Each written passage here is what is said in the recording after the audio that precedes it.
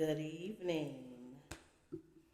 This is Louise Michael on Diamond Speaks, also known as Diamond. And this is another episode with a podcast, Diamond Speaks. I speak about everything, anything, and all things, and those in between people wouldn't think to speak about. So tonight on my show, we are talking about friends, best friends, having relationships that are supposed to be tight, like a sisterhood or a brotherhood, and you've known them so long, and one person can come in between that relationship. Here is something for you. So you have a best friend that you've been friends with for over 20 years, right? And you've fallen on hard times. Um, you need a place to stay. So your best friend offers you to stay with him, her, and their significant other that they've only known between 3 and 5 years. Well, this person tries to hit on you and you tell them, listen, I'm not going to ruin my best friend's relationship. It's not that type of party. So um, you're going to need to back off. Well, they keep persisting to the point where it's starting to get ugly. So now they've gotten to the point where they have expressed to their significant other, which is your best friend, that you have been hitting on them, harassing them, and trying to get them to do things with them. And your best friend approaches you and say, listen,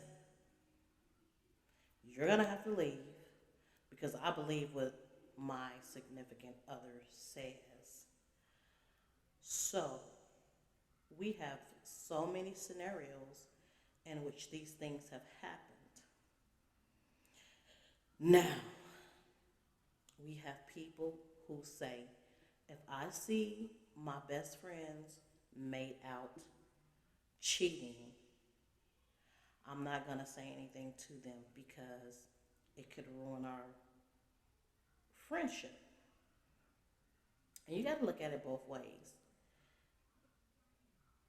If they find out you knew and you didn't say anything, it could ruin your friendship. If you tell them, it can ruin your friendship. So you can't win for losing, right? The scenario is something that a lot of people deal with.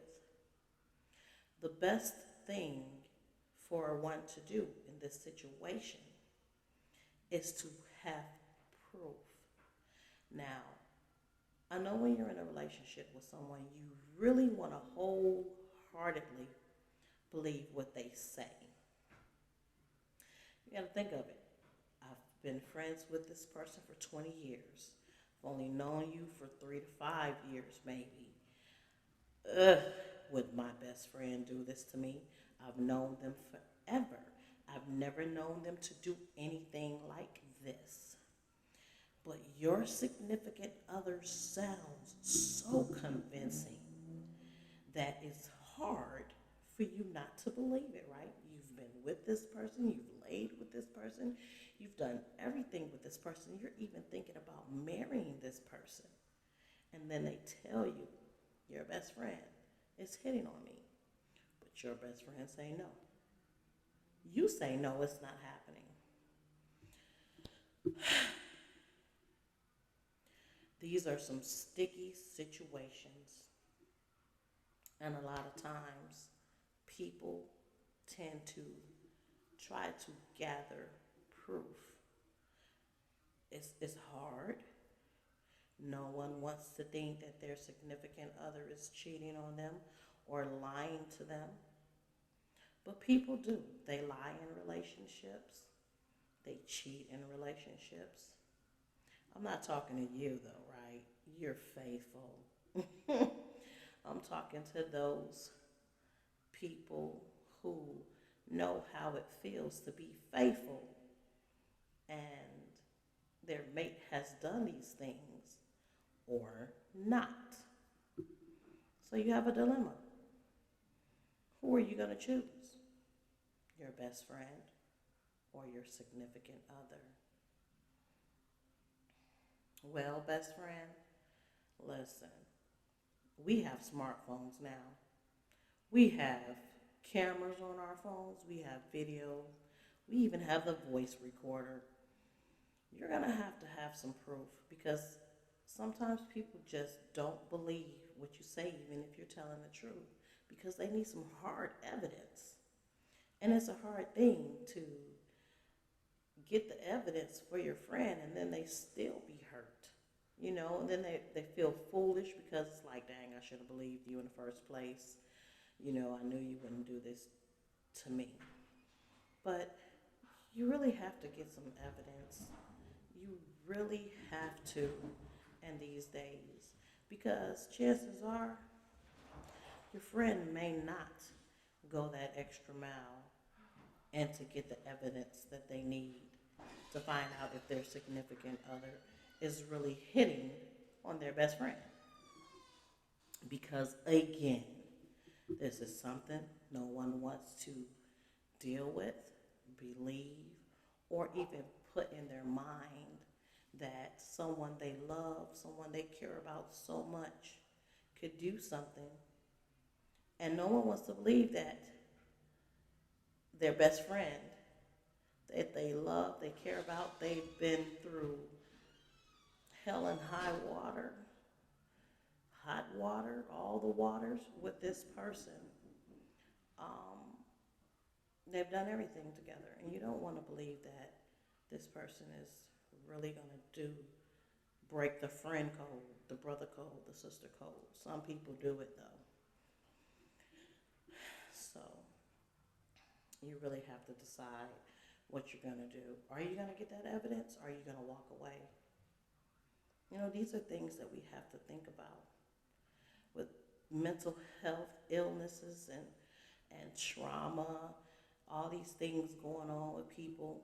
You never know how another person is going to act um, when these type of things arise. But you never thought that this would happen either, that you would be put in a situation like this. So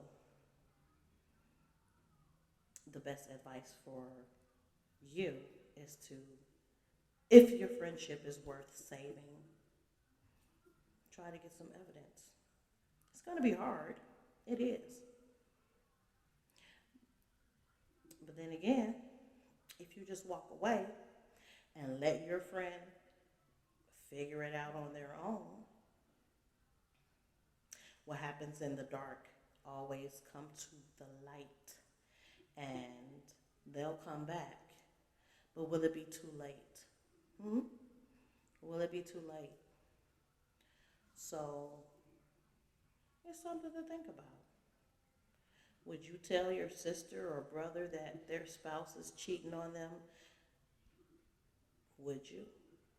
Sometimes in doing so, that relative could blame you for their relationship being in ruins because of that. They could be mad at you forever because their mate will lie. Sometimes people are honest and tell the truth when they get caught, but not a lot of people tell the truth when they get caught, and that's just reality.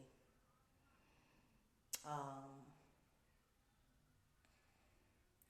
so these are some hard questions to think about, some decisions that you have to make, and it's also like if you see someone getting beat up, a woman getting beat up on the street by a man, would you jump in?